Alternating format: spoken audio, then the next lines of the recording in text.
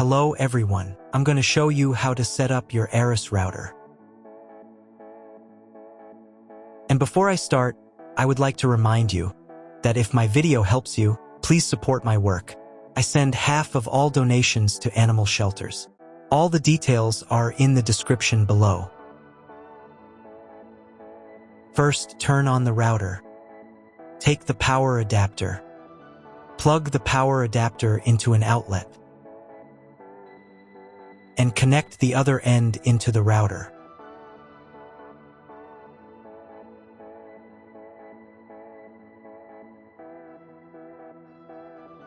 When the router is powered on, the light will turn on. It may take a few minutes for it to completely turn on. Next, connect the cable from your internet provider or from your modem to the internet port. You now need to reset the router to its factory settings. Press and hold the router's reset button for 10 seconds. Wait for the indicator lights on the router to begin flashing. Sometimes, this button is located inside the router casing to prevent accidental presses. In this case, use a thin object to press it down.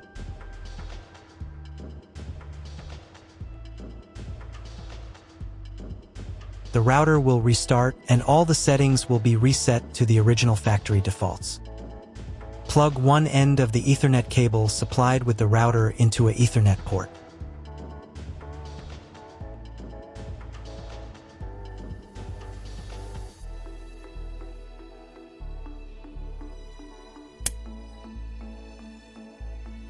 Plug the other end of the cable into your computer's Ethernet port.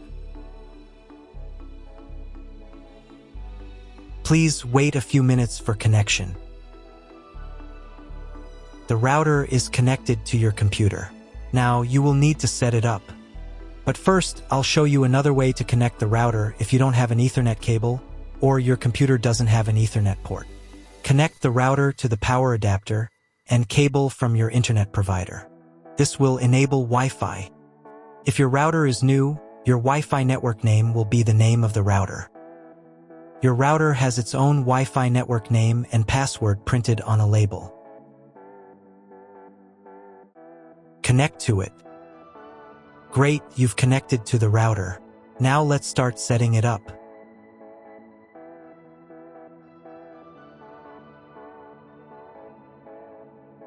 First, open your web browser and visit the URL you see on the screen. Use the URL bar instead of the search bar.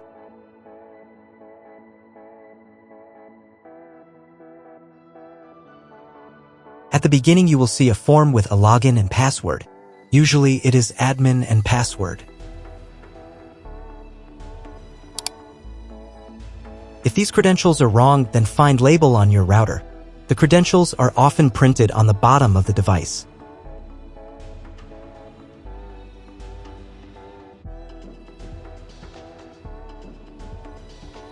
If none of this works, it means that your router has already been configured and someone has changed the login and password. If you can't find out the login credentials, just reset the router to factory settings. And then log into the router's personal cabinet using the standard credentials.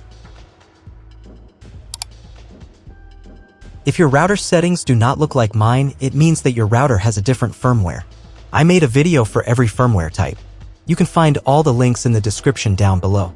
I want to warn you right away that there are many firmware versions and they may differ slightly. But don't worry, you will succeed, just watch the video and follow the instructions. So, as I mentioned earlier, the first step is to enter your username and password to access the router's admin panel. At this point, you'll also see an option to choose the language for the router's admin interface. You can select from several available languages depending on the model, but in this case, I'm going to leave it set to English. It's the default and most documentation supports it. Once you've entered the username and password and selected the language, click the Apply button to proceed. After that, a pop-up window may appear. This is a security prompt asking if you want to change the default login password for the admin panel. This step is extremely important for your security. Leaving the default password makes it easier for someone to access and change your network settings without permission. So I strongly recommend changing it. To do that, click right here to open the password change page. On this page, you'll see 3 fields. In the first field, enter your current password, the one you just used to log in. In the second field, type your new password. Make sure it's strong and hard to guess. And in the third field, retype your new password again to confirm it. The password must be at least 8 characters long, but ideally you should use a mix of letters, numbers, and symbols to make it more secure. You might also see a field labeled Login Timeout.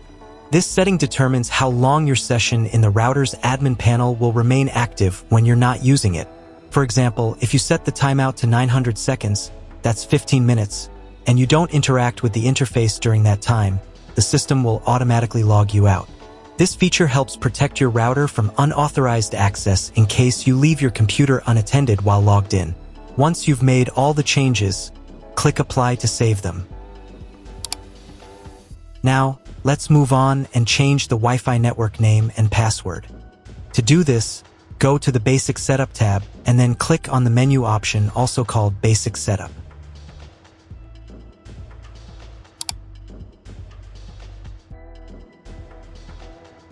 In this section, you'll see a field labeled Wireless Network Name. Here you can enter a custom name for your Wi-Fi network. This is the name that will appear when you search for Wi-Fi networks on your phone, laptop, or other devices. Right below that, there's another field called Wi-Fi Security Key. This is where you'll set the password that protects your wireless network. Just like the admin password, the Wi-Fi password must be at least 8 characters long, and it's best to include a combination of upper and lowercase letters, numbers, and symbols. If your router supports dual-band Wi-Fi, you'll see similar options for the 5 GHz network as well.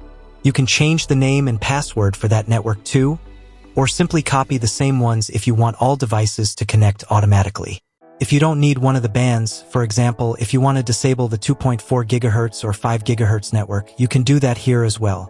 Just uncheck the box next to the network you don't want to use. When you're done making changes, click the Apply button to save your new settings. You'll see a message saying, "Your settings are being saved." It may take up to 1 minute to write the settings. Please do not close the window or turn off your router while the settings are being applied. Once the settings are saved, your Wi-Fi connection will restart with the new name and password. If you were previously connected to the router via Wi-Fi, your device will be disconnected. Now you need to reconnect using the new Wi-Fi network name and password that you just set. Once reconnected, check if your internet connection is working. The easiest way to do this is to open a browser and try searching for something on Google. If the internet still isn't working, don't panic. Try restarting your router. To do this, unplug the power cable from the router, wait for about 10 seconds, and then plug it back in. Now wait a couple of minutes until the router fully powers on. Once the lights stabilize, try Googling something again to check if the connection is active. If the internet still doesn't work at this point, you'll need to call your internet provider. They will give you the exact information about your internet connection type and any additional settings you may need to configure. That's all. If you found my video helpful, please support my work. Half of all donations I send to animal shelters. All details are in the description down below.